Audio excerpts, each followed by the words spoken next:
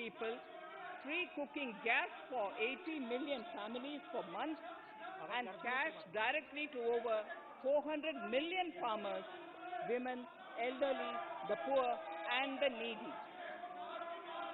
Even as a large section of citizens stayed home, milk, vegetables, fruit suppliers, health and sanitary workers, truck drivers, railways and public transport workers, bank employees, electricity workers, our annadatas, police, firemen, and the armed forces all had to go about their work as normal, but with the additional anxiety of the virus hanging over them. We recognize this, and I think I speak on behalf of everybody in this august house when I express my heartfelt gratitude to these men and women for how they were able to carry out their work and duties to provide for the nation's basics over those crucial months. Speaker, sir, for public good, honorable members of parliament and members of legislative assemblies too offered their salaries. In May 2020, the government announced the Atmanirbhar Bharat package. To sustain the recovery further into the year, we also rolled out 2 more Atmanirbhar packages, 2 and 3. Total financial impact of all the Atmanirbhar Bharat packages, including measures taken by the RBI, was estimated to be about 27.1 lakh crores, which amounts to more than 13% of our GDP. As a government, we kept a watch on the situation and were proactive in our responses. The government, led by the Prime Minister, stretched its resources to deliver for most vulnerable sections of our society, the poorest of the poor, the Dalits, the tribals, the elderly, the migrant workers, and our children. The Pradhan Mantri Garib Kalyan Yojana, the 3 Atmanirbhar packages, and announcements made later were like 5 mini budgets in themselves. The Atmanirbhar packages accelerated our pace of structural reforms, redefinition of MSMEs, commercialization of the mining sector, agriculture and labor reforms, privatization of public sector undertakings, One Nation, One Ration Card, production-linked incentive schemes are some of the notable reforms carried out during this period. Faceless income tax assessment, DBT, and financial inclusion are the others. Today, India has 2 vaccines available and has begun medically safeguarding not only her own citizens against COVID-19, but also those of 100 or more countries. It is added comfort to know that 2 or more vaccines are also expected soon. Honorable Prime Minister launched the vaccination drive by crediting and thanking our scientists. We are ever grateful for the strength and rigor of their efforts. Having said that, we are all reminded time and again that our fight against COVID-19 continues into 2021. Now, just as it happened after the 2 world wars, there are signs that the political, economic, and strategic relations in the post-COVID world are changing. This moment in history is the dawn of a new era, one in which India is well poised to truly be the land of promise and hope. I borrow the words of Rabindranath Tagore, "Faith is the bird that feels the light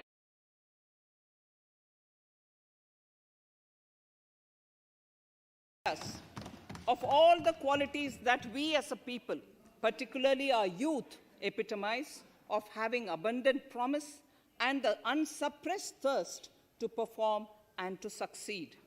Today, data shows that India now has one of the lowest death rate of 112 per million population and one of the lowest active cases of about 130 per million. This has laid the foundation to the revival we are seeing now in the economy. This budget will be the first of this new decade. This budget will also be a digital budget, and that has happened with all your support. So far, only 3 times has a budget followed a contraction in the economy. All such contractions earlier were as a result of situations typical to India. This time, the contraction in our economy is due to a global pandemic, just like in several other countries. Having said that, I want to confidently state that our government is fully prepared to support and facilitate the economy's reset. This budget provides every opportunity for our economy to raise and capture the pace that it needs for a sustainable growth. 2021 is the year of many important milestones for our history. I mention a few of these. It is the 75th year of independence, 60 years of Goa's accession to India, 50 years of the 1971 India-Pakistan War. It will be the year of the 8th census of independent India. It will also be India's turn at the BRICS presidency, the year for our Chandrayaan-3 mission, and the Haridwar Mahakumbh.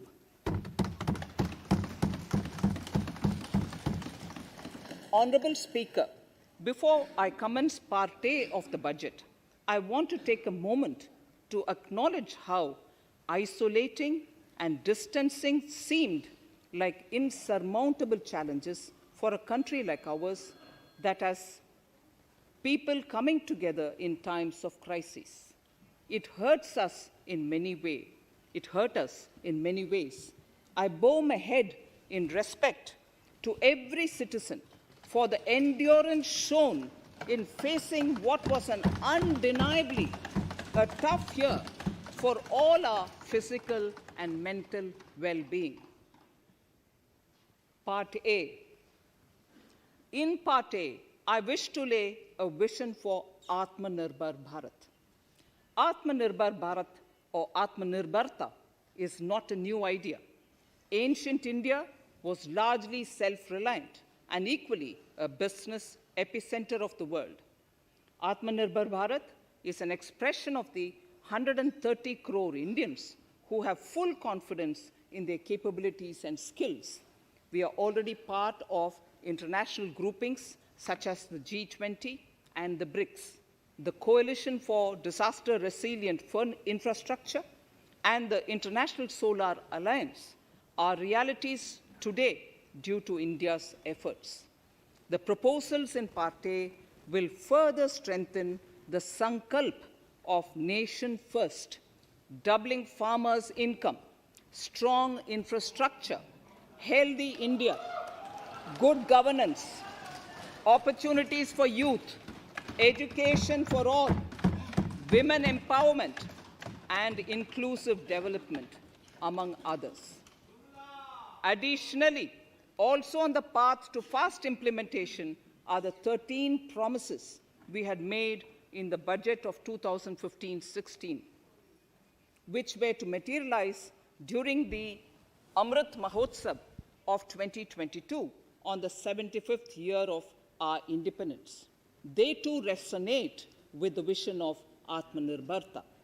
The budget proposals for 21-22 rest on 6 pillars: health and well-being, physical and financial capital and infrastructure, inclusive development for aspirational India, reinvigorating human capital, innovation and R&D, and as 6th, minimum government and maximum governance. I now move to talking about the first pillar, health and well-being. Even at the outset, I would like to say that the investment on health infrastructure in this budget has increased substantially. Progressively, as institutions absorb more, we shall commit more. Taking a holistic approach to health, we focus on strengthening 3 areas: preventive, curative, and well-being. Health systems. A new centrally sponsored scheme, PM Atmanirbhar Swasth Bharat Yojana, will be launched with an outlay of about 64,180 crores over 6 years. This will develop capacities of primary, secondary, and tertiary care health systems, strengthen existing national institutions, and create new institutions to cater to detection and cure of new and emerging diseases. This will be in addition to the National Health Mission. The main interventions under the scheme are support for over 17,000 rural and 11,000 urban health and wellness centers, setting up integrated public health labs in all districts, and 3,382 block public health units in 11 states, establishing critical care hospital blocks in 602 districts and 12 central institutions, strengthening of National Center for Disease Control, its 5 regional branches and 20 metropolitan health surveillance units, expansion of the integrated health information portal to all states and UTs to connect all public health labs, operationalization of 17 new public health units, and strengthening of 33 existing public health units at points of entry, that is, at 32 airports, 11 seaports, and 7 land crossings, setting up of 15 health emergency operations centers and 2 mobile hospitals, and setting up of a National Institution for One Health, a regional research platform for WHO, World Health Organization, Southeast Asia Region Office, 9 biosafety level 3 laboratories, and 4 regional national institutes for virology. Nutrition. To strengthen nutritional content, delivery, outreach, and outcome, we will merge the supplementary nutrition program and the Poshan Abhiyan and launch the Mission Poshan 2.0. We shall adopt an intensified strategy to improve nutritional outcomes across 112 aspirational districts. Universal coverage of water supply.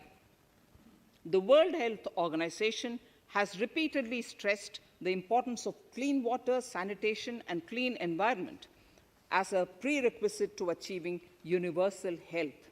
The Jal Jeevan Mission Urban will be launched. It aims at universal water supply in all 4,378 urban local bodies with 2.86 crores household tap connections, as well as liquid waste management in 500 Amrit cities. It will be implemented over 5 years with an outlay of 2,87,000 crores. Swachh Bharat and Swasth Bharat. For further Swachhata of urban India, we intend to focus on complete fecal sludge management and wastewater treatment, source segregation of garbage, reduction in single-use plastic, reduction in air pollution by effectively managing waste from construction and demolition activities, and bioremediation of all legacy dump sites. The Urban Swachh Bharat Mission 2.0 will be implemented with a total financial allocation of 1,41,678 crores over a period of 5 years from 2021. Clean air. To tackle the burgeoning problem of air pollution, I propose to provide an amount of 2,217 crores of rupees for 42 urban centers with 1 million plus population in this budget. Scrapping policy. We are separately announcing, Honorable Speaker, a voluntary vehicle scrapping policy to phase out old and unfit vehicles. This will help in encouraging fuel-efficient, environment-friendly vehicles, thereby reducing vehicular pollution and oil import bills. Vehicles would undergo fitness tests in automated fitness centers after 20 years in case of personal vehicles and after 15 years in case of commercial vehicles. Details of the scheme will be separately shared by the ministry. Vaccines. The pneumococcal vaccine, a made-in-India product, is presently limited to only 5 states. It will be rolled out across the country. This will avert more than 50,000 child deaths annually. Honorable Speaker, I have provided 35,000 crores of rupees for COVID-19 vaccine in this year 21-22. I am committed to provide further funds if required. So the budget outlay for health and well-being is 2,23,846 crores in this BE 21-22, as against the BE of only 94,452 crores, and it marks an increase of 137%. The details of the same are at Annexure 1 of the speech. Honorable Speaker, I now move to the second pillar, physical and financial capital and infrastructure. Atmanirbhar Bharat, production-linked incentive schemes are things which I would like to place an emphasis. For a $5 trillion economy, our manufacturing sector has to grow in double digits on a sustained basis. Our manufacturing companies need to become an integral part of global supply chains, possess core competence, and cutting-edge technology. To achieve all of the above, PLI schemes to create manufacturing global champions for an Atmanirbhar Bharat have been announced for 13 sectors. For this, the government has committed nearly 1.97 lakh crores over 5 years starting this financial year. This initiative will help bring scale and size in key sectors, create and nurture global champions, and provide jobs to our youth. Textiles. To enable the textile industry to become globally competitive, attract large investments, and boost employment generation, a scheme of Mega Investment Textiles Park will be launched in addition to the PLI schemes. This will create world-class infrastructure with plug-and-play facilities to create global champions in exports. 7 textile parks will be established over 3 years. Infrastructure. The National Infrastructure Pipeline, which I announced in December 2019, is the first of its kind. Whole of government exercise ever undertaken by Government of India. The NIP was launched with 6,835 projects. The project pipeline has now expanded to 7,400 projects. Around 217 projects worth rupees 1.10 lakh crores under some key infrastructure ministries have been completed. The NIP is a specific target which this government is committed to achieving over the coming years. It will require a major increase in funding from both the government and the financial sector. In this budget, I propose to take concrete steps to do this in 3 ways. Firstly, by creating the institutional structures. Secondly, by a big thrust on monetizing assets. And thirdly, by enhancing the share of capital expenditure in central and state budgets. Infrastructure needs long-term debt financing. A professionally managed development financial institution is necessary to act as a provider, enabler, and catalyst for infrastructure financing. Accordingly, I shall introduce a bill to set up a development financial institution. I have provided a sum of 20,000 crore rupees to capitalize this institution.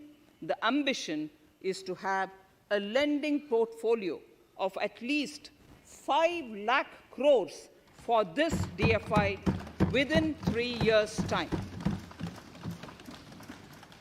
Debt financing of InvITs and REITs by foreign portfolio investors will be enabled by making suitable amendments in the relevant legislations. This will further ease access of finance to InvITs and REITs, thus augmenting funds for infrastructure and real estate sectors. Asset monetization. Monetizing operating public infrastructure. Monetizing operating public infrastructure assets is a very important financing option for new infrastructure construction. A national monetization pipeline of potential brownfield infrastructure assets will be launched. An asset monetization dashboard will also be created for tracking the progress and to provide visibility to investors. Some important measures in the direction of monetization are National Highways Authority of India and the PGCIL each have sponsored one InvIT that will attract international and institutional investors. 5 operational roads with an estimated enterprise value of 5,000 crores of rupees are being transferred to the NHAI InvIT. Similarly, transmission assets of value 7,000 crores will be transferred to the PGCIL InvIT. Railways will monetize dedicated freight corridor assets for operations and maintenance after commissioning. A next lot of airports will be monetized for operations and management concessions. Other core infrastructure assets that will be rolled out under the asset monetization programs are NHAI operational toll roads, 2 transmission assets of PGCL, 3 oil and gas pipelines of GAIL, Gas Authority of India Limited, IOCL and HPCL, Airports Authority of India airports in Tier 2 and 3 cities, other railway infrastructure assets, warehousing assets of CPSE, such as the Central Warehousing Corporation and NAFED, among others, and sports stadiums. Sharp increase in capital budget. In the BE 2020-21, we had provided for 4.12 lakh crores for capital expenditure. It was our effort that in spite of resource crunch, we should spend more on capital, and we are likely to end this year at around 4.39 lakh crores, which I have provided in the RE of 2020-2021. For 21-22, I propose a sharp increase in capital expenditure and thus have provided 5.54 lakh crores, which is 34.5% more than the BE of 2020-2021. Of this, I have kept a sum of more than 44,000 crores in the budget head of the Department of Economic Affairs to be provided for projects, programs, or departments that show good progress in capital expenditure and are in need of further funds. Over and above this expenditure, we would also be providing more than 2 lakh crores to states and autonomous bodies for their capital expenditure. We will also work out specific mechanisms to nudge states to spend more of their budget on creation of infrastructure.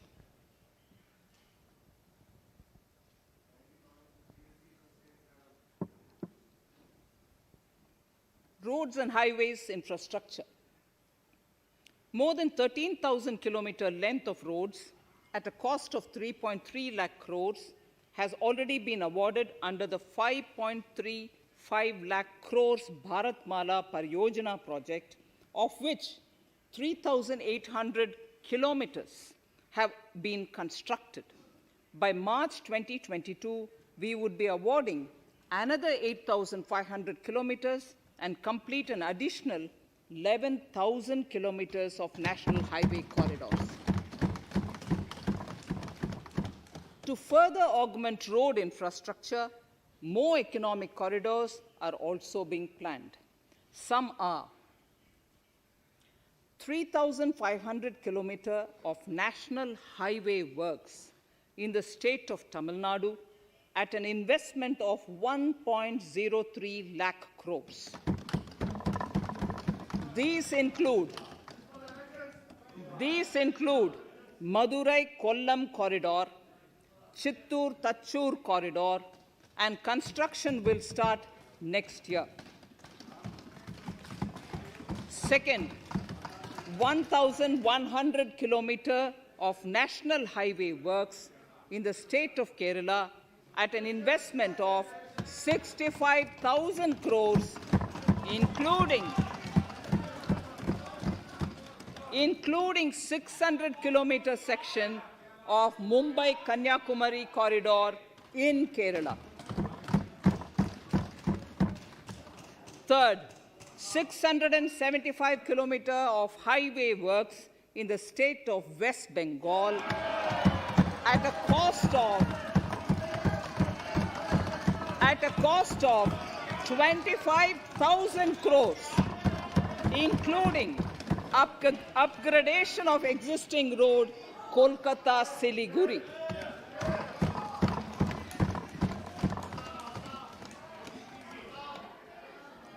National highway works of around 19,000 crores are currently in progress in the state of Assam. Further works of more than 34,000 crores covering more than 1,300 kilometers of national highways will be undertaken in the state in the coming 3 years. Some of the flagship corridors and other important projects that would see considerable activity in 2021-22 are in Annexure 2 to my speech. I am also providing an enhanced outlay of 1,18,101 crores for Ministry of Road Transport and Highways, of which 1,08,230 crores is for capital, the highest ever provided. Railway infrastructure. Honorable Speaker, sir, Indian Railways have prepared a National Rail Plan for India 2030. The plan is to create a future-ready railway system by 2030. Bringing down the logistic costs for an industry is at the core of our strategy to enable Make in India. It is expected that Western Dedicated Freight Corridor and Eastern Dedicated Freight Corridor will be commissioned by June 2022. The following additional initiatives are also proposed. The Sonnagar-Gomo sections, 263 kilometers of Eastern Dedicated Freight Corridor will be taken up in PPP mode in this year itself. Gomo-Dankuni section of 274.3 kilometers will be also taken up shortly in short succession. We will undertake future dedicated freight corridor projects, namely East Coast Corridor from Kharagpur to Vijayawada, East-West Corridor from Bhusawal to Kharagpur to Dankuni, and North-South Corridor from Itarsi to Vijayawada. Detailed project reports will be undertaken in the first phase. Broad gauge route kilometers, RKM as they refer to, electrified is expected to reach 46,000 kilometers 46,000 RKMs. That is 72% by end of 2021 from 41,548 RKMs on 1st October 2020.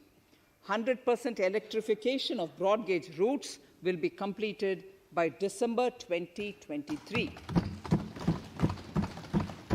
For passenger convenience and safety, the following measures are being proposed. We will introduce the aesthetically designed Vista Dome LHB coach on tourist routes to give better travel experience to passengers. The safety measures undertaken in the past few years have borne results. To further strengthen this effort, high-density network and highly utilized network routes of Indian Railways will be provided with an indigenously developed automatic train protection system that eliminates train collision due to human error. I am providing a record sum of 1,10,055 crores for railways, of which 1,07,100 crores is for capital expenditure only. Urban infrastructure. We will work towards raising the share of public transport in urban areas through expansion of metro rail networks and augmentation of city bus services. A new scheme will be launched at a cost of 18,000 crores to support augmentation of public bus transport services. The scheme will facilitate deployment of innovative PPP models to enable private sector players to finance, to acquire, to operate, and to maintain over 20,000 buses. The scheme will boost the automobile sector, provide fillip to economic growth, create employment opportunities for our youth, and enhance ease of mobility for urban residents. A total of 702 kilometers of conventional metro is operational, and another 1,016 kilometers of metro and RRTS is under construction in 27 cities. Two new technologies, that is Metro Light and Metro Neo, will be deployed to provide metro rail systems at much lesser cost with same experience, convenience, and safety in Tier 2 cities and peripheral areas of Tier 1 cities also. Central counterpart funding will be provided to Kochi Metro Railway Phase 2 of 11.5 kilometer at a cost of 1,957.05 crores. Chennai Metro Railway Phase 2 of 118.9 kilometers at a cost of 63,246 crores. Bengaluru Metro Railway Project Phase 2A and 2B of 58.19 kilometers at a cost of 14,788 crores. Nagpur Metro Rail Project Phase 2 and Nashik Metro at a cost of 5,976 crores and 2,092 crores respectively. Power infrastructure.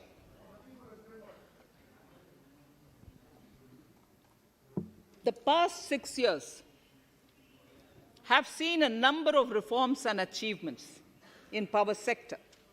We have added 139 gigawatts of installed capacity, connected an additional 2.8 crore households, and added 1.41 lakh circuit kilometers of transmission lines.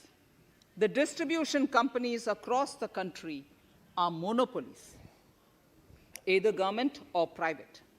There is a need to provide choice to the consumers by promoting competition. A framework will be put in place to give consumers alternatives to choose from among more than one distribution companies. I read that sentence again. a framework will be put in place to give consumers alternatives to choose from among more than one distribution company. The viability of distribution companies is a serious concern. A revamped, reforms-based, result-linked power distribution sector scheme will be launched with an outlay of 3,05,984 crores over 5 years. The scheme will provide assistance to DISCOMs for infrastructure creation, including prepaid smart metering, feeder separation, upgradation of systems, etc., tied to financial improvements. Prime Minister, while speaking at the third Reinvestment Conference in November 2020, had announced plans to launch a comprehensive national hydrogen energy mission. It is now proposed to launch a hydrogen energy mission in 2021-22 for generating hydrogen from green power sources. Ports, shipping, and waterways. Major ports will be moving from managing their operational services on their own to a model where a private partner will manage it for them. For the purpose, 7 projects worth more than 2,000 crores will be offered by the major ports on private-public partnership mode in FY 21-22. A scheme for promoting flagging of merchant ships in India will be launched by providing subsidy support to Indian shipping companies in global tenders floated by ministries and CPSCs. An amount of 1,624 crores will be provided over 5 years. This initiative will enable greater training and employment opportunities for Indian seafarers, besides enhancing Indian companies' share in global shipping. India has enacted Recycling of Ships Act in 2019 and acceded to the Hong Kong International Convention. Around 90 ship recycling yards at Alang in Gujarat have already achieved HKC-compliant certificates. Efforts will be made to bring more ships to India from Europe and Japan. Recycling capacities of around 4.5 million light displacement ton LDT will be doubled by 2024. This is expected to generate an additional 1.5 lakh jobs for our youth. Petroleum and natural gas. Our government has kept fuel supplies running across the country without interruption during the COVID-19 lockdown period. Taking note of the crucial nature of the sector in people's lives, the following key initiatives are being announced. 1. Ujjwala scheme, which has benefited 8 crore households, will be extended to cover 1 crore more beneficiaries.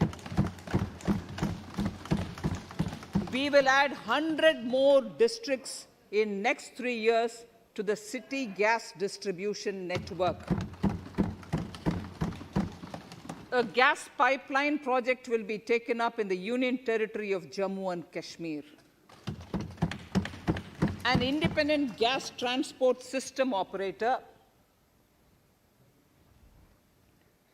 will be set up for facilitation and coordination of booking of common carrier capacity in all natural gas pipelines on a non-discriminatory open access basis. Financial capital. I propose to consolidate the provisions of the SEBI Act 1992, Depositories Act 1996, Securities Contracts Regulation Act 1956, and Government Securities Act 2007 into a rationalized single securities markets code. The government would support the development of a world-class fintech hub at the GIFT IFSC. To instill confidence amongst the participants in corporate bond market during times of stress and to generally enhance secondary market liquidity, it is proposed to create a permanent institutional framework. The proposed body would purchase investment-grade debt securities both in the stressed and normal times and help in the development of the bond market. In the budget 2018-19, government had announced its intent to establish a system of regulated gold exchanges in the country. For the purpose, SEBI will be notified as the regulator, and Warehousing Development and Regulatory Authority will be strengthened to set up a commodity market ecosystem arrangement, including vaulting, assaying, logistics, etc., in addition to warehousing. Towards investor protection, I propose to introduce an investor charter as a right of all financial investors across all financial products. To give a further boost to the non-conventional energy sector, I propose to provide additional capital infusion of 1,000 crores to Solar Energy Corporation of India and 1,500 crores to Indian Renewable Energy Development Agency. I propose to amend the Insurance Act 1938 to increase the permissible FDI limit from 49% to 74% in insurance companies and allow foreign ownership and control with safeguards. Under the new structure, the majority of directors on the board and key management persons would be resident Indians, with at least 50% of directors being independent directors and specified percentage of profits being retained as general reserve. Stressed asset resolution by setting up a new structure. The high level of provisioning by public sector banks of their stressed assets calls for a measure to clean up the bank books. An asset reconstruction company limited and asset management company would be set up to consolidate and take over the existing stressed debt and then manage and dispose of the assets to alternative investment funds and other potential investors for eventual value realization. Recapitalization of PSB. To further consolidate the financial capital capacity of PSBs, further recapitalization of 20,000 crores is proposed in 21-22. Deposit insurance. Last year, government had approved an increase in the deposit insurance cover from 1 lakh rupees to 5 lakhs for bank customers. I shall be moving amendments to DICGC Act 1961 in this session itself to streamline the provision so that if a bank is temporarily unable to fulfill its obligations, the depositors of such bank can get easy and time-bound access to their deposits to the extent of the deposit insurance cover. This would help depositors of banks that are currently under stress. To improve credit discipline, while continuing to protect the interest of small borrowers, for NBFCs with minimum asset size of 100 crores, the minimum loan size eligible for debt recovery under the Securitization and Reconstruction of Financial Assets and Enforcement of Security Interests SARFAESI Act 2002, it is proposed to be reduced from the existing level of 50 lakhs to 20 lakhs. Company matters. the decriminalization of the procedural and technical compoundable offences under Companies Act 2013 is now complete. I now propose to take up decriminalization of the Limited Liability Partnerships Act 2008. Honourable Speaker, I propose to revise the definition under the Companies Act 2013 for small companies by increasing the threshold for paid-up capital from not exceeding 50 lakh to not exceeding 2 crores and turnover from not exceeding 2 crores to not exceeding 20 crores. This will benefit more than 2 lakh companies in easing their compliance requirements. As a further measure which directly benefits startups and innovators, I propose to incentivize the incorporation of one-person companies by allowing one-person companies to grow without any restriction on paid-up capital and turnover, allowing their conversion into any other type of company at any time, reducing the residency limit for an Indian citizen to set up an one-person company from 182 days to 120 days, and allow also non-resident Indians to incorporate OPCs in India. This will be a big boost for startups.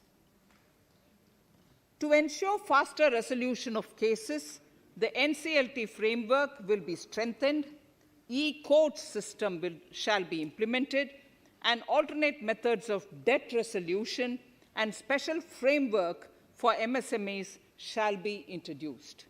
During the coming fiscal, we will be launching data analytics, artificial intelligence, machine learning driven MCA 2.1 version to MCA 21 version 3.0. MCA 21 version 3.0. This version 3.0 will have additional modules for e-scrutiny, e-adjudication, e-consultation, and compliance management. Disinvestment and strategic sale.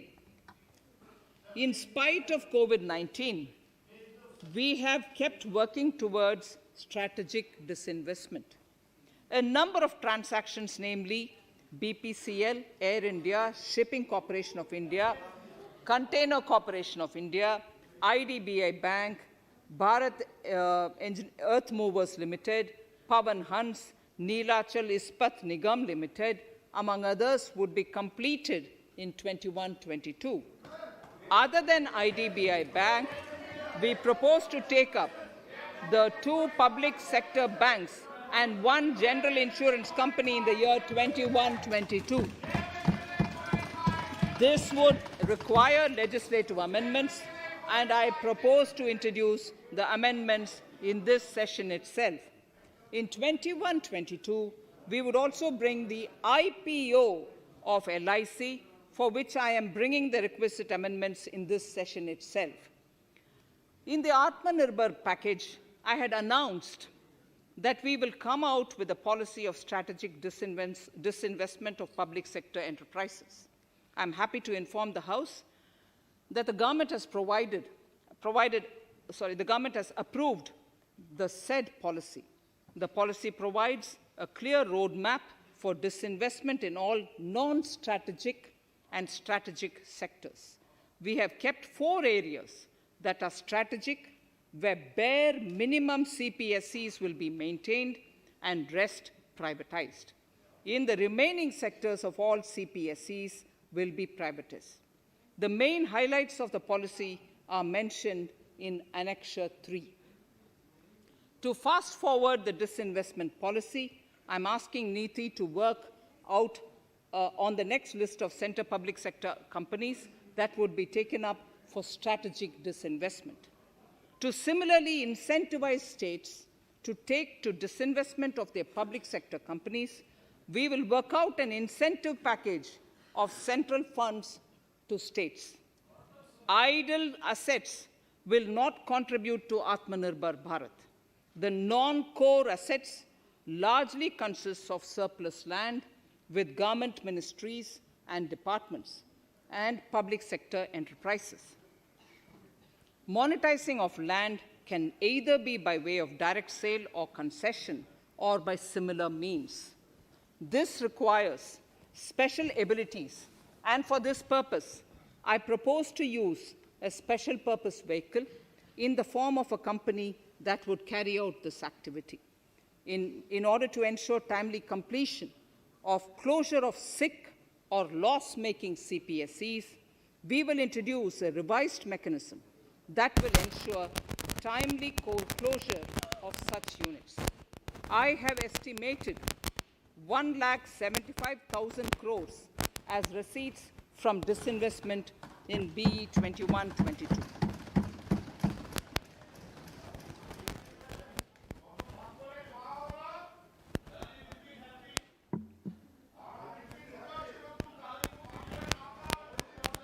Government financial reforms.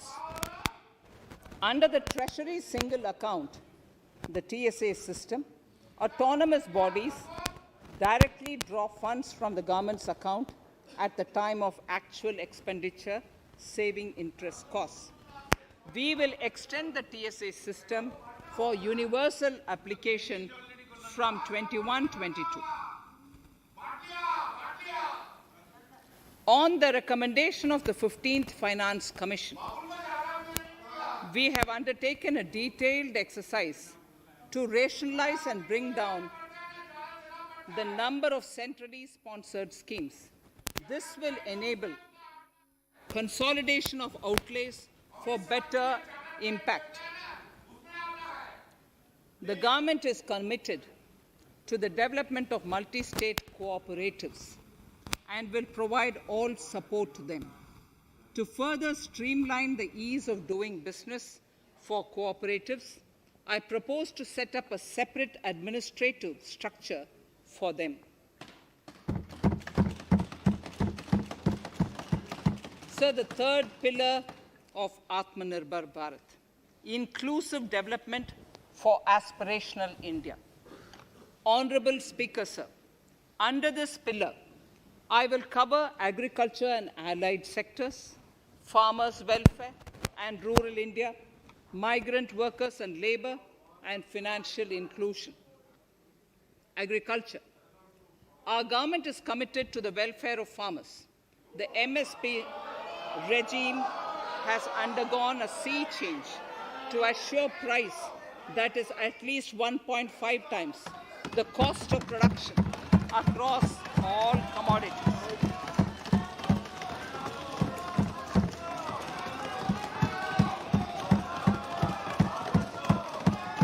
The procurement has also continued to increase at a steady pace. This has resulted in increase in payment to farmers substantially. In case of wheat, a total amount paid to farmers in 2013-14, Honorable Speaker, sir,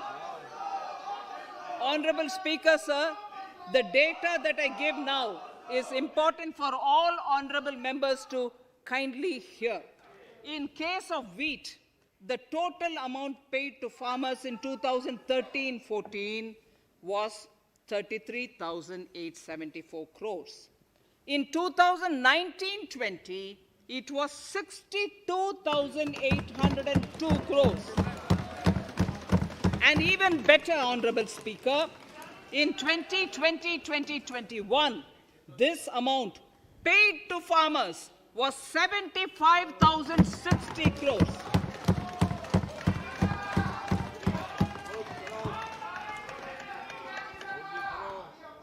Honorable Speaker, again an important fact, the number of wheat growing farmers that were benefited increased in 2020-21 to 43.36 lakhs compared compared to 35.57 lakhs in 2019-20. That much of an increase within 1 year. For paddy, again an important data. For paddy, the amount paid in 2013-14 was 63,928 crores. In 2019-20, this increased to 1,41,930 crores.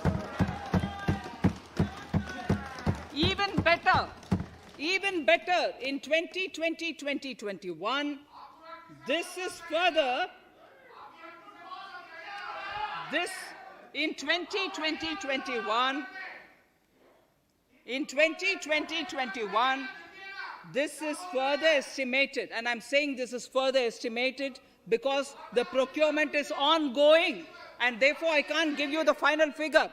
This is further estimated to increase to 1,72,752 crores. The number of farmers benefited increased from 1.24 crores in 2019-20 to 1.54 crores in 2020-21. In the same way, Honorable Speaker, sir, in the case of pulses, the amount paid in 2013-14 was 236 crores. In 2019-20, this was increased to 8,285 crores. Now in 2021, it is at 10,530 crores. More than 40 times increase from 2013-14. The receipts to cotton farmers have seen a stupendous increase from 90 crores in 2013-14 to 25,974 crores I'm giving you data as of 27th January 2021. This is bound to increase. From 90 crores for cotton farmers in 2013-14 to 25,974 crores in 2021. All the details in complete narration is available in Annexure 4 to my speech. Early this year, Honorable Prime Minister had launched the Swamitwa scheme. Under this, a record of rights is being given to property owners in villages.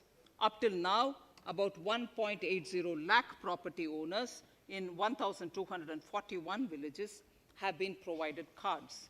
I propose during 21-22 to extend this to cover all states and union territories. To provide adequate credit to our farmers, I have enhanced the agricultural credit target to 16.5 lakh crores in this year. We will focus on ensuring increased credit flow to animal husbandry, Pashupalan, dairy, and to Matsyakar, to the fisheries. We are enhancing the allocation to the Rural Infrastructure Development Fund from 30,000 crores to 40,000 crores. The Micro Irrigation Fund, with a corpus of 5,000 crores, has been created under NABARD. I propose to double it by augmenting it by another 5,000 crores.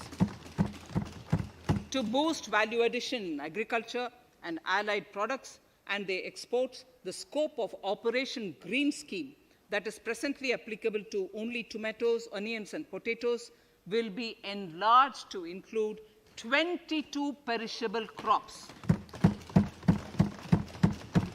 Around 1.68 lakh crore farmers, around 1.68 crore farmers are registered, and 1.14 lakh crores of rupees trade value has been carried out through e-NAMs, the National Agricultural Market.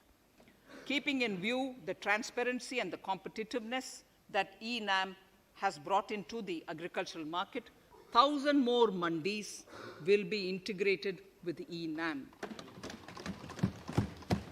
Honorable Speaker, sir, with all this, the Agricultural Infrastructure Fund would be made available to the APMCs for augmenting their infrastructure facilities.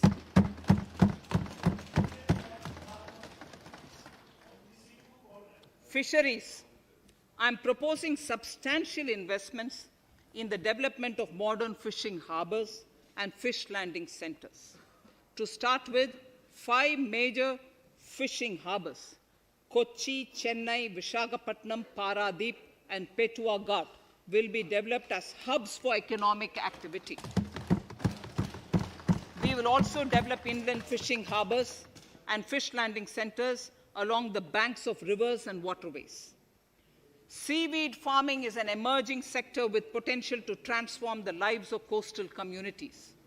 It will provide large-scale employment and additional incomes. To promote seaweed farming and cultivation, I propose a multi-purpose seaweed park to be established in Tamil Nadu. Migrant workers and laborers. We have launched the One Nation, One Ration Card scheme through which beneficiaries can claim their rations anywhere in the country. Migrant workers in particular benefit from the scheme. Those staying away from their families can partially claim their ration where they are stationed, while their family in their native places can claim the rest. I'm happy to inform you that One Nation, One Ration Card plan is under implementation by 32 states and union territories, reaching about 69 crore beneficiaries. That's a total of 86% beneficiaries covered. The remaining 4 states and UTs will be integrated in the next few months. To further extend our efforts towards the unorganized labor force, migrant workers in particular, I propose to launch a portal that will collect relevant information on gig workers, building and construction workers, among others. This will help formulate health, housing, skill, insurance credit, and food schemes for all migrant workers. We will conclude a process that began 20 years ago with the implementation of the 4 labor codes. For the first time globally, social security benefits will be extended to gig and platform workers.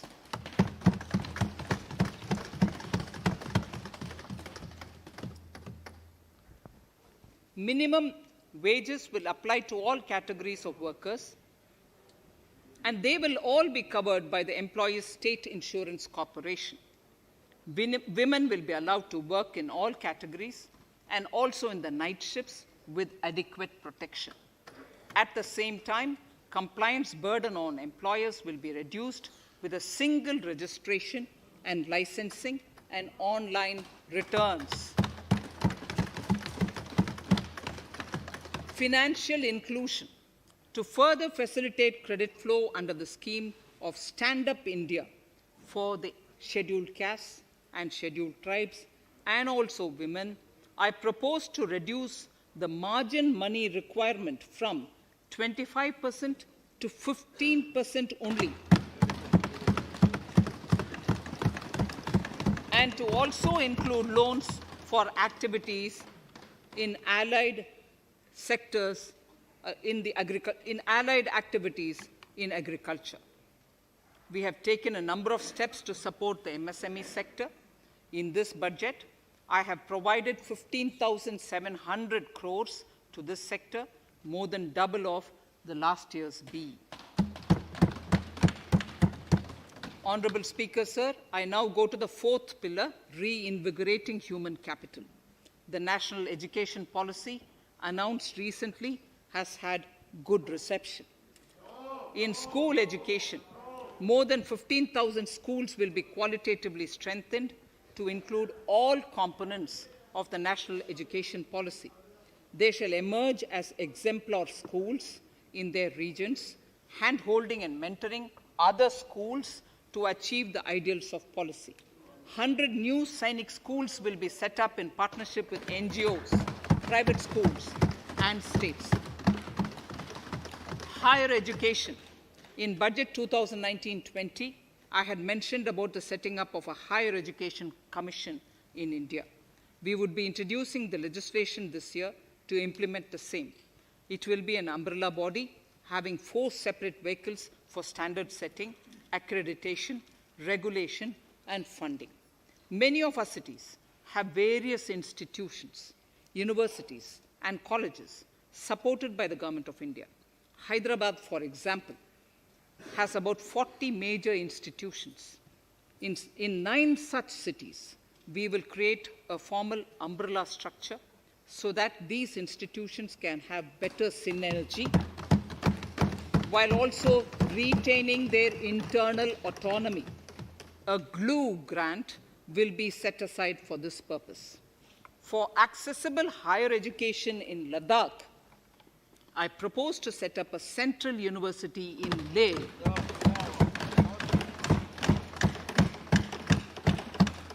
The other important projects to be taken up as a part of the NEP are listed in Annexure 5. Scheduled caste and scheduled tribes welfare. We have set ourselves a target of establishing 750 Eklavya model residential schools in our tribal areas. I propose to increase the unit cost of each such school from 20 crores, which is what it is now, to 38 crores, and for hilly and difficult areas to 48 crores. This would help creating robust infrastructure facilities for our tribal students. We have revamped the post-metric scholarship scheme for the welfare of scheduled caste students. I have also enhanced the central assistance in this regard. We are allotting 35,219 crores for 6 years till 25-26 to benefit 4 crores scheduled caste students. Skilling. In 2016, we had launched the National Apprenticeship Promotion Scheme. The government proposes to amend the Apprenticeship Act with a view to further enhancing apprenticeship opportunities for our youth.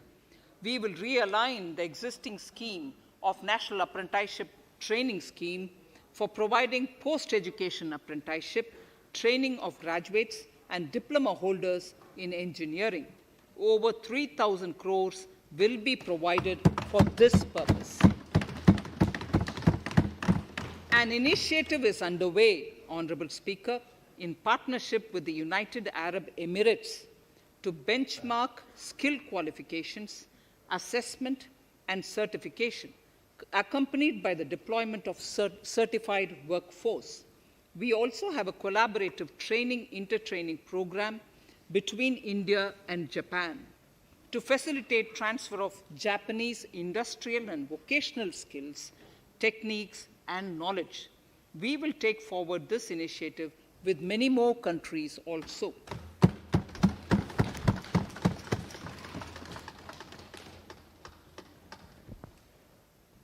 Innovation and R&D. In my budget speech of 2019, I had announced the National Research Foundation. We have now worked out the modalities, and the NRF outlay will be of 50,000 crores over 5 years. It will ensure that the overall research ecosystem in the country is strengthened with focus on identified national priority thrust areas. There has been a manifold increase in digital payments in the recent past. To give a further boost to digital transactions, I earmarked 1,500 crores for a proposed scheme that will provide financial incentive to promote digital mode of payment. We will undertake a new initiative, National Language Translation Mission. This will enable the wealth of governance and policy-related knowledge on the internet being made available in major Indian languages. The new Space India Limited, a PSU under the Department of Space, will execute the PSLV CS-51 launch, carrying the Amazonia satellite from Brazil, along with a few smaller Indian satellites. As part of the Gaganyaan mission activities, 4 Indian astronauts are being trained on generic spaceflight aspects in Russia. The first unmanned launch is slated for December 2021. Our oceans are a storehouse of living and non-living resources. To better understand this realm, we will launch a deep ocean mission with a budget outlay of more than 4,000 crores over 5 years. This mission will cover deep ocean survey exploration and projects for the conservation of deep sea biodiversity. I come to the 6th pillar, Honorable Speaker, minimum government, maximum governance. Honorable Speaker, sir, this is the last of the 6 pillars. This will outline plans for reforms in one of our core principles of minimum government, maximum governance. We have taken a number of steps to bring reforms in tribunals in the last few years for speedy delivery of justice. Continuing with the reforms process, I now propose to take further measures to rationalize the functioning of tribunals.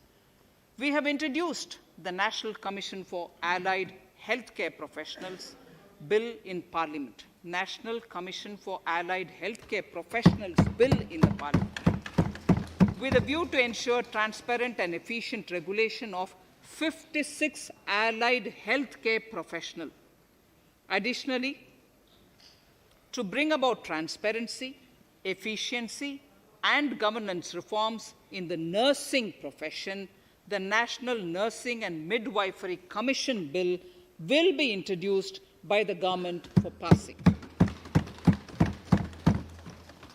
To have ease of doing business for those who deal with government or CPSEs and carry out contracts, I propose to set up a conciliation mechanism and mandate its use for quick resolution of contractual disputes. This will instill confidence in private investors and contractors. Honorable Speaker, sir, the forthcoming census could be the first digital census in the history of India.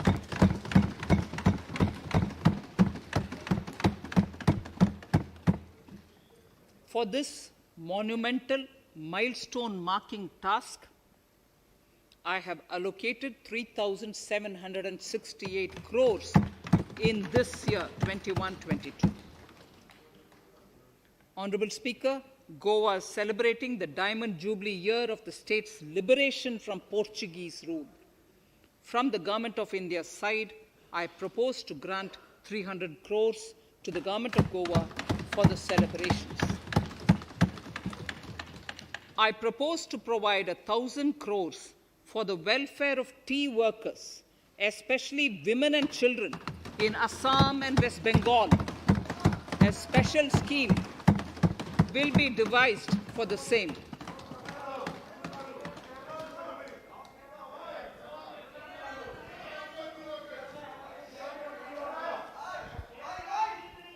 Fiscal position.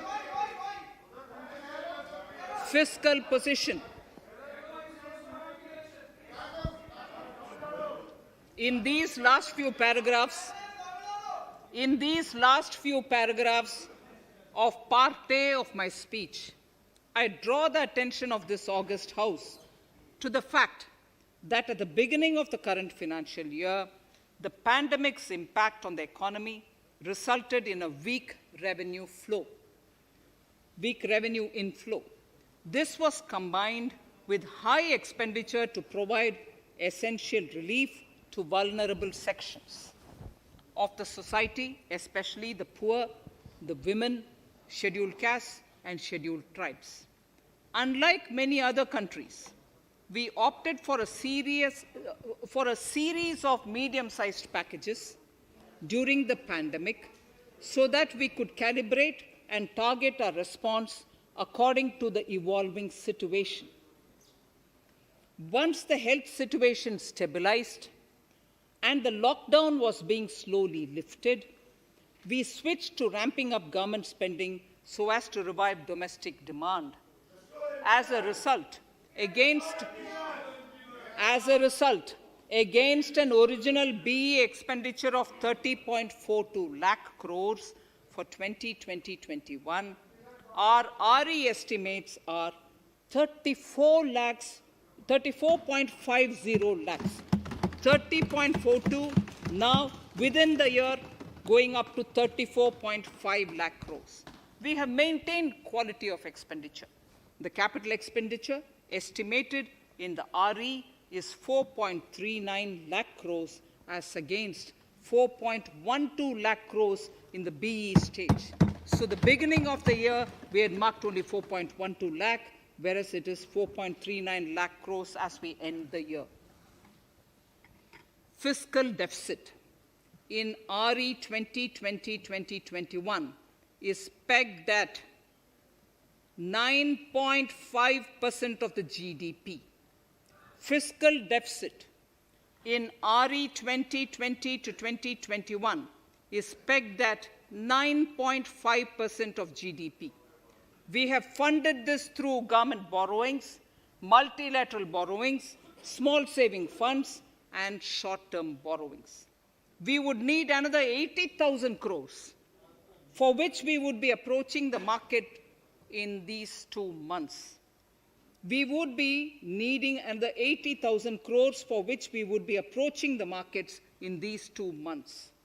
To ensure that the economy is given the required push, our BE estimates for expenditure in 21-22 are 34.83 lakh crores. This includes 5.54 lakh crores as capital expenditure, an increase of 34.5% over the BE figure of 2020-2021. The fiscal deficit in BE 21-22 is estimated to be 6.8% of the GDP. The gross borrowing from the market for the next year would be around 12 lakh crores. We plan to continue with our path of fiscal consolidation and intend to reach the fiscal deficit level below 4.5% of the GDP by 2025-2026, with a fairly steady decline over the period. We hope to achieve the consolidation by first increasing the buoyancy of tax revenue through improved compliance, and secondly, by increased receipts from monetization of assets, including public sector enterprises and land. The Contingency Fund of India is being proposed to be augmented. The Contingency Fund of India is being proposed to be augmented from 500 crores to 30,000 crores through finance bill. In accordance with the views of the 15th Finance Commission, we are allowing a normal ceiling of net borrowing for the states at 4% of GSDP for the year 21-22. A portion of this ceiling will be earmarked to be spent on incremental capital expenditure. Additional borrowing ceiling of 0.5% of the GSDP will also be provided, subject to conditions. States will be expected to reach a fiscal deficit of 3% of GSDP by 2023-24, as recommended by the 15th Finance Commission. In the July 2019-20 budget, I introduced the Statement 27 on extra budgetary resources. It disclosed the borrowings of the government agencies that went towards funding Government of India schemes and whose repayment burden was on the government. In my 2020-21 budget, I enhanced the scope and coverage of that statement by including the loans provided by government to the FCI, the Food Corporation of India. Taking a step further in this direction, I propose to discontinue the NSSF loan to FCI for food subsidy, and accordingly, budget provisions have been made in RE 2020-21 and in the BE 2021-22. The extra budgetary resource details are at Annexure 6. We know that the FRBM Act mandates fiscal deficit of 3% of GDP to be achieved by 31st March 2020-2021. The effect of this year's unforeseen and unprecedented circumstances has necessitated the submission of a deviation statement under Sections 4 of Subclause 5 and Section 7, Subclause 3b of the FRBM Act, which I am laying on the table of the House as part of the FRBM documents. Towards achieving central government fiscal deficit along the broad path that I have already indicated, I will be introducing an amendment to the FRBM Act. Honourable Speaker, on the 9th of December 2020, the 15th Finance Commission submitted its final report covering the period 2021 to 2026 to the Rashtrapati Ji. The government has laid the Commission's report along with the explanatory memorandum in the Parliament, retaining the vertical shares of the states at 41%. We recognize our commitment to fiscal federalism and propose, therefore, to adhere to this recommendation. Jammu and Kashmir in the 14th Finance Commission was entitled to get devolution being a state. Now the funds of the UTs of Jammu Kashmir and Ladakh would be provided by the centre. I have also provided on the Commission's recommendation 1,18,452 crores as revenue deficit grant to 17 states in 21-22, as against 74,340 crores to 14 states in 2020-21.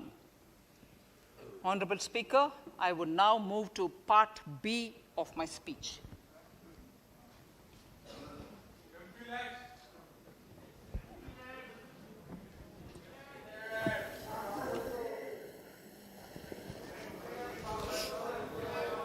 Honourable Speaker, the world is facing a serious challenge of the pandemic and its aftershock.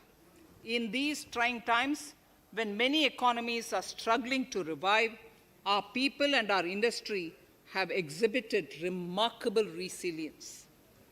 As I mentioned already, post-pandemic, a new world order seems to be emerging, one in which Asia is poised to occupy a prominent position, and India will have a leading role therein.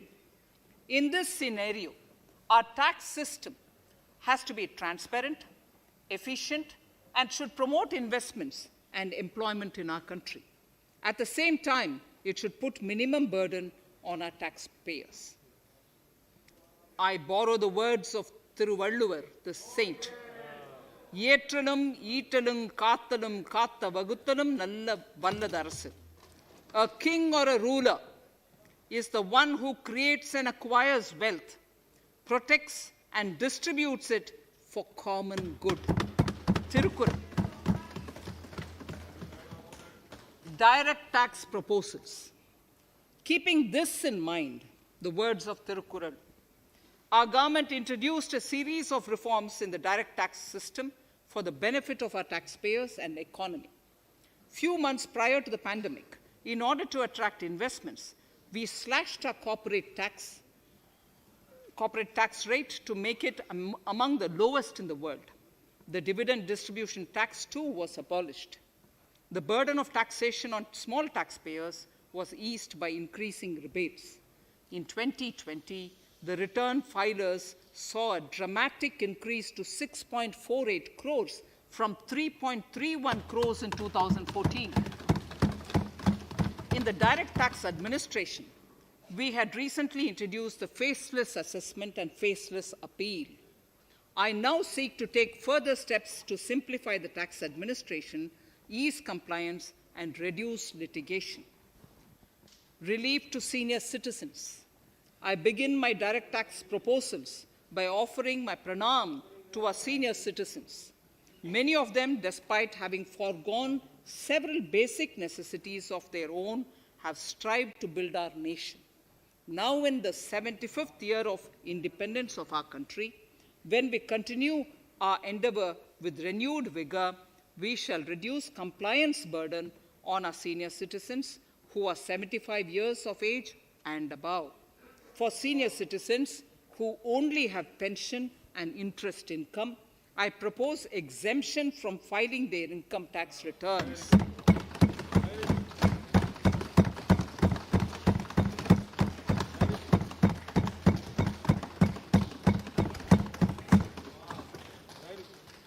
The paying bank will deduct the necessary tax on their income. Reduction in time for income tax proceedings. This is a very key announcement, if you ask me. Honorable Speaker, presently an assessment can be reopened up to 6 years and in serious tax fraud cases for up to 10 years. As a result, taxpayers have to remain under uncertainty for a very long time. I therefore propose to reduce this time limit for reopening of assessments to 3 years from the present 6 years.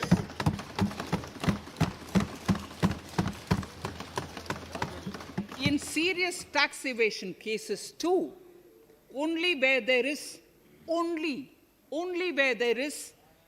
evidence of concealment of income of 50 lakh or more in a year. In serious tax evasion cases too, only where there is evidence of concealment of income of 50 lakh or more in a year can the assessment be reopened up to 10 years. Even this reopening can be done only after the approval of the Principal Chief Commissioner, the highest level of Income Tax Department. Setting up the Dispute Resolution Committee. Honorable Speaker, it has been the resolve of this government to reduce litigation, which mars the present taxation system. The government came out with the Direct Taxation Vivad Se Vishwas scheme to give taxpayers an opportunity to settle long-pending disputes and be relieved to further strain on their time and resources.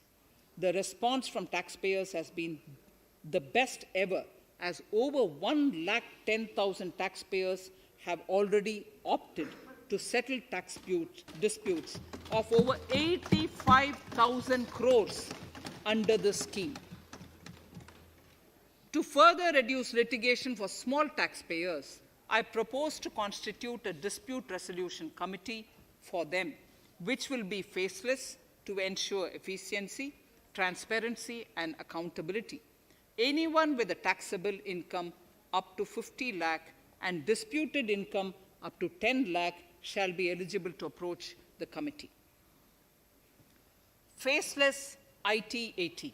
For ease of compliance and to reduce discretion, we are committed to make the taxation processes faceless. The government has already introduced faceless assessment and appeal this year. The next level of income tax appeal is the Income Tax Appellate Tribunal. I now propose to make this tribunal faceless. We shall establish a national faceless Income Tax Appellate Tribunal Center.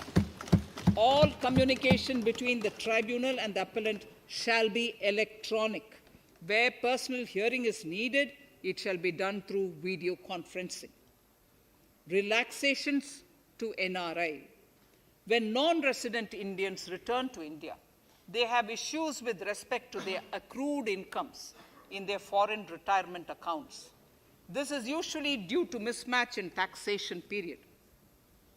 They also face difficulties in getting credit for Indian taxes in foreign jurisdictions. I propose to notify rules for removing their hardship of double taxation. Exemption from audit.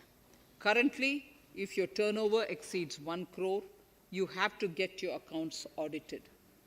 In February 2020 budget, I had increased the limit for tax audit to 5 crores for those who carry out 95% of their transactions digitally. To further incentivize digital transactions and to reduce compliance burden, I propose to increase this limit for tax audit for such persons from 5 crores to 10 crores.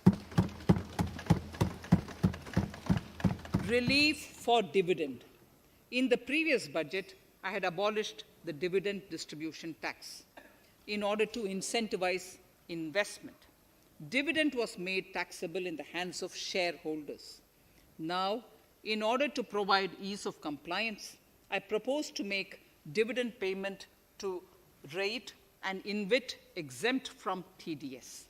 Further, as the amount of dividend income cannot be estimated correctly by the shareholders for paying advance tax, I propose to provide that advance tax liability on dividend income shall arise only after the declaration or payment of dividend. Also, for the foreign portfolio investors, I propose to enable deduction of tax on dividend income at lower treaty rate. Attracting foreign investment into infrastructure sector. In the last budget, for attracting foreign investment in the infrastructure sector, we had granted 100% tax exemption, subject to certain conditions, to foreign sovereign wealth funds and pension funds on their income from investment in Indian infrastructure. We have noticed that few of such funds are facing difficulties in meeting some of the conditions. In order to ensure that a large number of funds invest in India, I propose to relax some of these conditions relating to prohibition on private funding, restriction on commercial activities, and direct investment in infrastructure. In order to allow funding of infrastructure by issue of zero-coupon bonds, I propose to make notified infrastructure debt funds eligible to raise funds by issuing tax-efficient zero-coupon bonds. Affordable housing.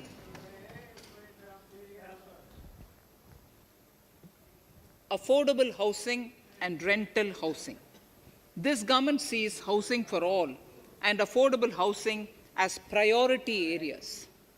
In July 2019 budget, I provided an additional deduction of interest amounting to 1.5 lakh for loan taken to purchase an affordable house. I propose to extend the eligibility of this condition by 1 more year to 31st March 2022. The additional deduction of 1.5 lakh shall therefore be available for loans taken up to 31st March 2022 for the purchase of affordable houses. Further, to keep up the supply of affordable houses, I propose that the affordable housing projects can avail a tax holiday for 1 more year till 31st March 2022. These are available now for projects also. We are committed to promote supply of affordable rental housing for migrant workers. For this, I propose to allow tax exemption for notified affordable rental housing projects. Tax incentives to IFSC. As I mentioned in Part A of this speech, the government is committed to making the International Financial Services Center in GIFT City a global financial hub. In addition to the tax incentives already provided, I propose to include, among others, tax holiday for capital gains for aircraft leasing companies, tax exemption for aircraft lease rentals paid to foreign lessors, tax incentive for relocating foreign funds in the IFSC, and to allow tax exemption to the investment division of foreign banks located in the IFSC. Pre-filling of returns. Honorable Speaker, in order to ease compliance for the taxpayer, details of salary income tax payments, TDS, etc., already come pre-filled in income tax returns. To further ease filing of returns, details of capital gains from listed securities, dividend income, and interest from banks, post office, etc., will also be now pre-filled. Relief to small trusts. We hope to reduce compliance burden on small charitable trusts running educational institutions and hospitals. So far, there is a blanket exemption to such entities whose annual receipt does not exceed 1 crore of rupees. I now propose to increase this amount to 5 crores. Labor welfare. We have noticed that some employers deduct the contribution of employees toward provident funds, superannuation funds, and other social security funds, but do not deposit these contributions within the specified time. For these employees, this means a loss of interest or income. In cases where an employer later becomes financially unviable, non-deposit results in a permanent loss for the employees. In order to ensure that employees' contributions are deposited on time, I reiterate that the late deposit of employees' contribution by the employer will not be allowed as deduction to the employer.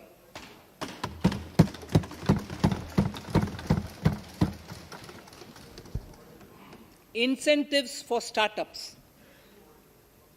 In order to incentivize startups in the country, I propose to extend the eligibility for claiming tax holiday for startups by 1 more year, till 31st March 2022.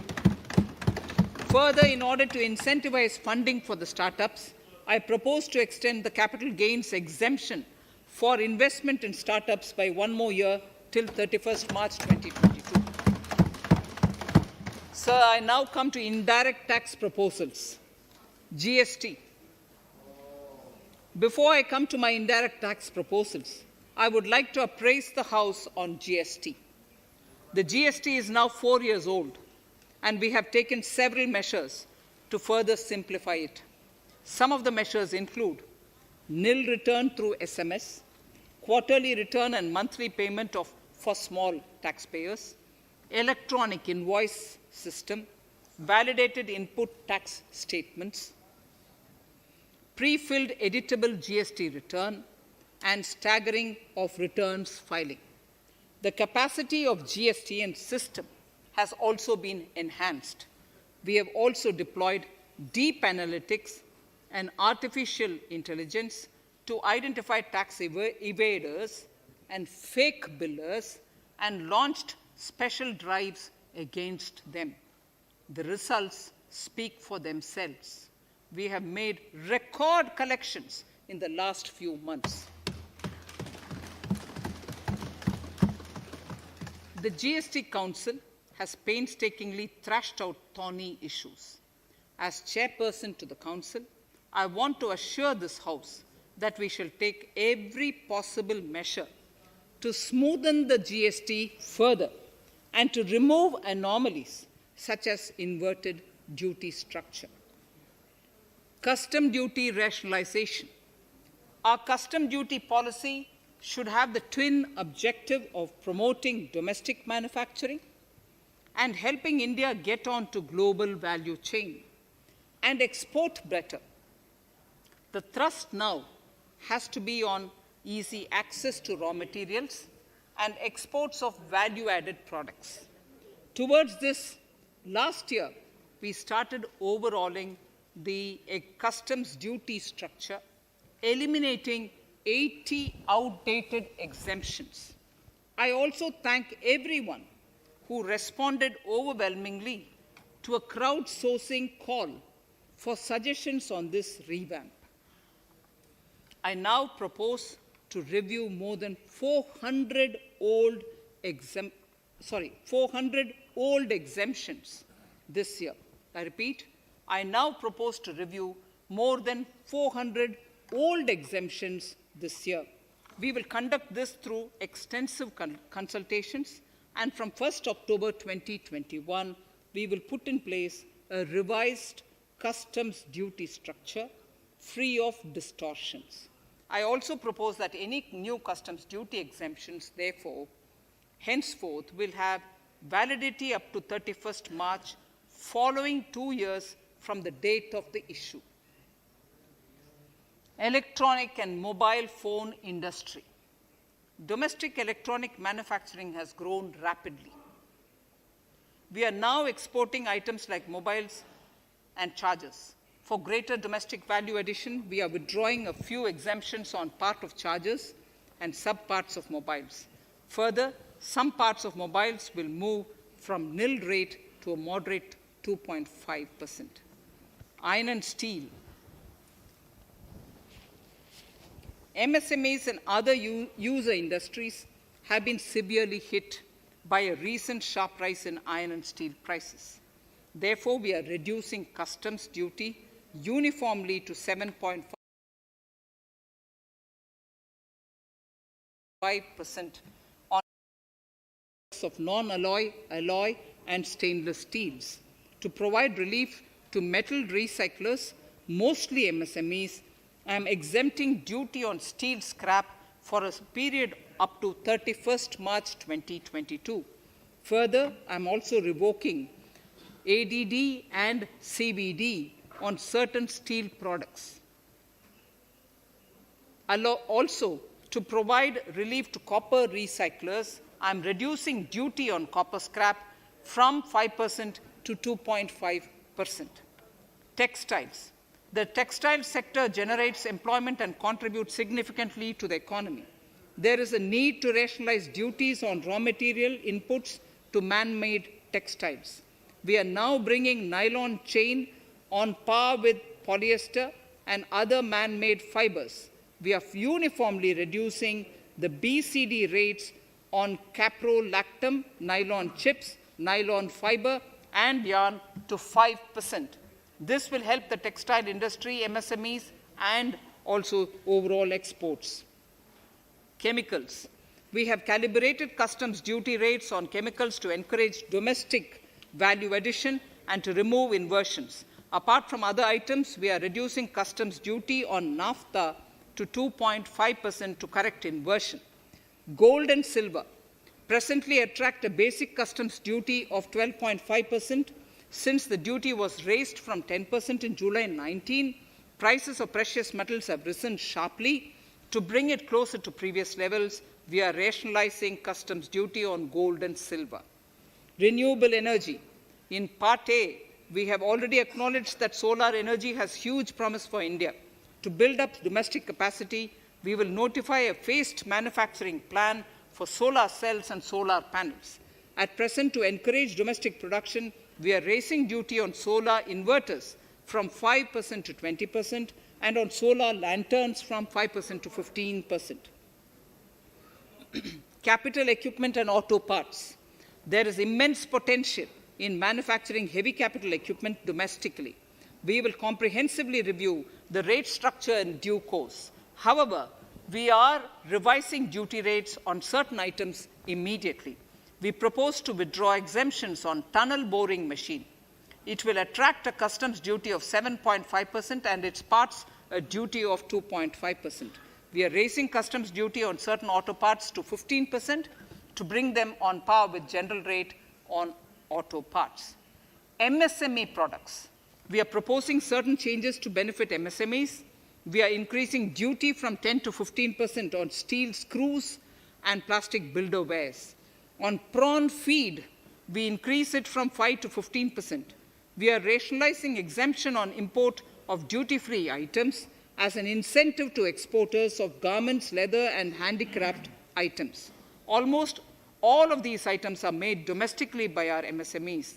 We are withdrawing exemption on imports of certain kinds of leathers as they are domestically produced in good quantity and quality, mostly by MSMEs. We are also raising customs duty on finished synthetic gemstones to encourage domestic processing. Agriculture products to benefit farmers. We are raising customs duty on cotton from nil to 10%, on raw silk and silk yarn from 10 to 15%. We are also withdrawing end-use based concession on denatured ethyl alcohol. Currently, rates are being uniformly calibrated to 15% on items like maize, bran, rice bran, oil cake, and animal feed additives. There is an immediate need to improve agricultural infrastructure so that we produce more while also conserving and processing agricultural output efficiently. This will ensure enhanced remuneration for our farmers. To earmark resources for this purpose, I propose an agricultural infrastructure and development cess on a small number of items. However, while applying this cess, we have taken care not to put additional burden on consumers on most items. Rationalization of procedures and easing of compliance. For their judicious application, we propose certain changes in the provisioning related to ADD, anti-dumping duty, and CVD, countervailing duty levies. To complete customs investigation, we are prescribing definite timelines. In 2020, we rolled out the Turant Customs Initiative, which brought in faceless, paperless, and contactless customs measures. With effect from September 2020, we have implemented a new procedure for administration of rules of origin. This has helped in putting a check on misuse of FTAs. The specific details of direct and indirect tax changes proposed are listed in the annexure to my speech. Honorable Speaker, sir, with these words, I commend the budget to this august House. Thank you.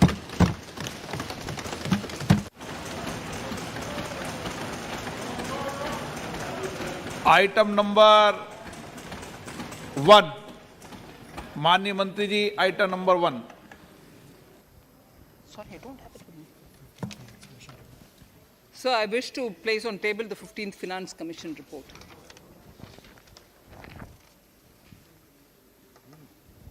Item number 3, माननीय मंत्री जी। So, I wish to lay on the table the following statements under Section 3(1) of the Fiscal Responsibility and Budget Management Act 2003, the medium-term fiscal policy, fiscal policy strategy statement, and macroeconomic framework statement.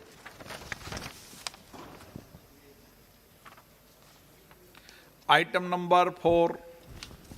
So, I wish to seek your permission to move for leave to introduce the Finance Bill 2021. प्रश्न ये कि विधेयक को पुनर्स्थापित करने की अनुमति प्रदान की जाए।